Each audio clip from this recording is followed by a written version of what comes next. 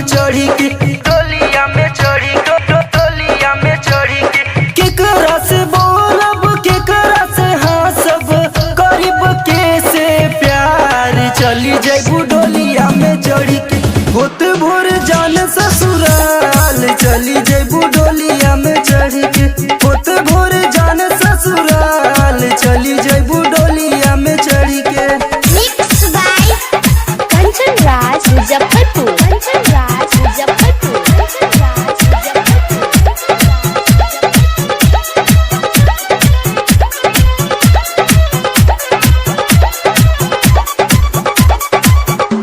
कि बड़ी याद आई उ बतिया, संगी हंसल खेलल हो।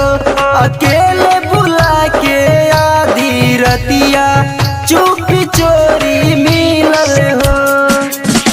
कि बड़ी याद आई उ बतिया, संगी हंसल खेलल हो। अकेले बुला के आधी रतिया, चुपी चोरी मिलल हो। भूल तो न जाइबू पियवा के पाके, बोला कसम बा हमार। चली जैबू डोलिया में चढ़ी के, होते भोर जान ससुराल। चली जैबू डोलिया में चढ़ी के, होते भोर जान ससुराल। चली जैबू डोलिया में चढ़ी के। मिक्स बाय कंचन राज मुजफ्फरपुर, कंचन राज मुजफ्फरपुर, कंचन राज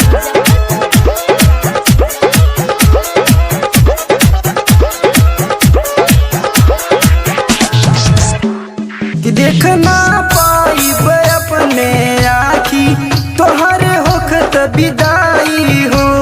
तुझे ठेस लगी मोरा दिल पे, कसम से सहल न जाई हो। देख ना पाइब अपने आखी, तोहरा होखत विदाई हो। तुझे ठेस लगी मोरा दिल पे, कसम से सहल न जाई हो।